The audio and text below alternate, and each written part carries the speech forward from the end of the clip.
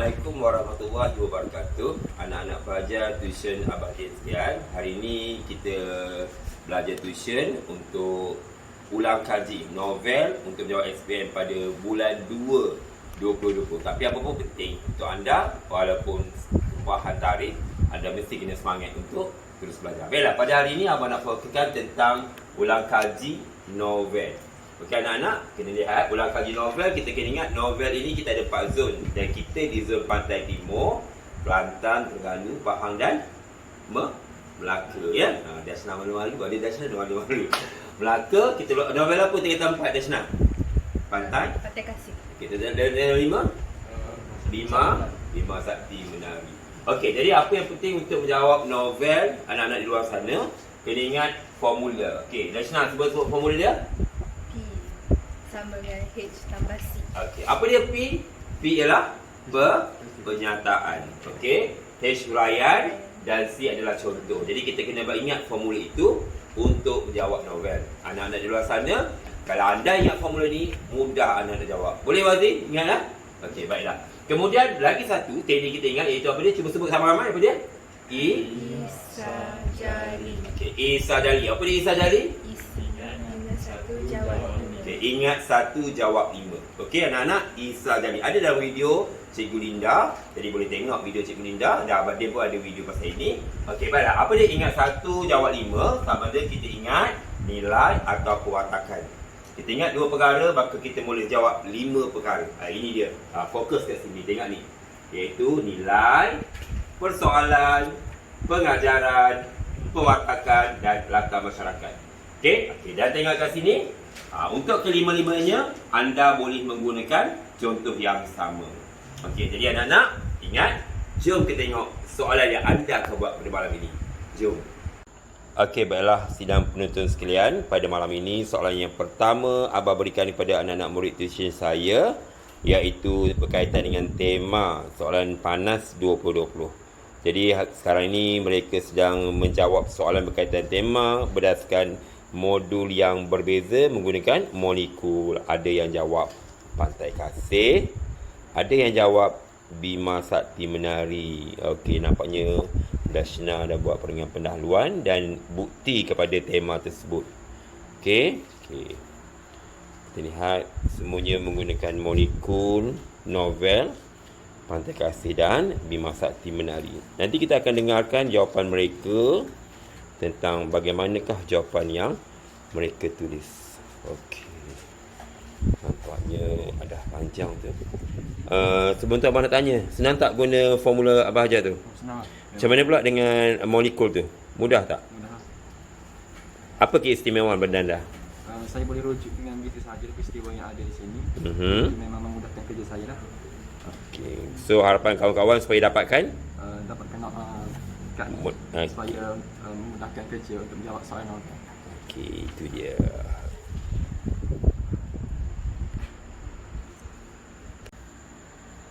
Okey, dengan membekalkan molekul, nampaknya pelajar sedang membina ayat untuk menjawab soalan pertama pada malam ini, iaitu berkaitan dengan tema soalan yang ditanya. Okey, jadi kita harapkan mereka akan dapat jawab dengan mudah.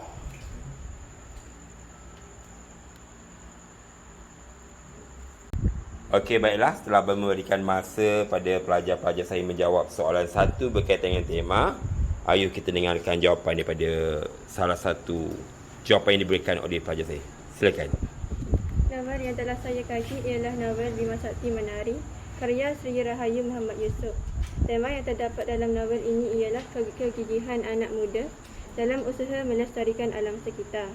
Contoh peristiwa yang menunjukkan tema tersebut ialah Nurul Hafsah, Muhammad Taufik dan Budiman berusaha gigih untuk memulihkan populasi kelip-kelip dan mengembalikan kegelapan langit di Kuala Selangor sebagai kawasan mencerap bintang.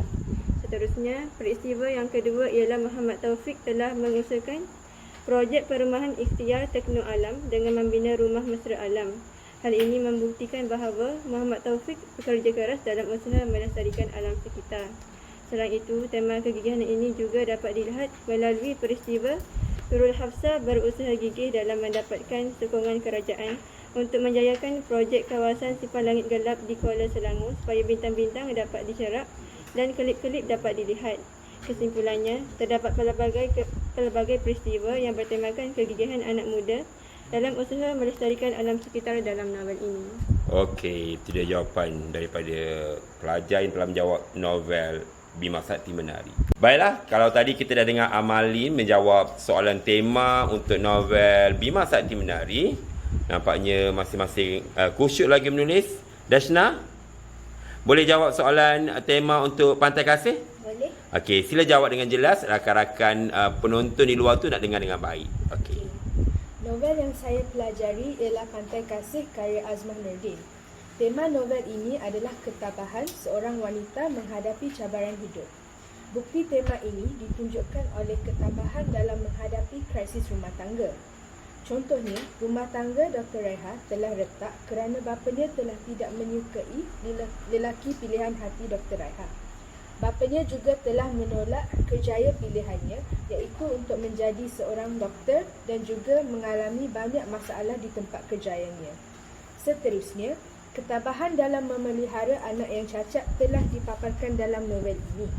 Contoh peristiwanya adalah semua masalah telah ditangani oleh Dr. Raiha kerana beliau telah menerima ketentuan Tuhan, iaitu telah dianugerahkan dengan anak yang menghidapi sindrom Down. Dr. Raiha telah menyayangi anaknya dan melakukan tanggungjawabnya sebagai seorang ibu dengan sebaik mungkin. Selain itu, tema ini dibuktikan dengan ketabahan seorang dalam melaksanakan tanggungjawab. Misalnya dalam novel ini, Dr. Raiha telah berjaya menjadi seorang pakar bedah dan beliau telah tabah menghadapi konflik dan tekanan di tempat kerjanya, Pusat Rawatan Pantai Kasih PRPK.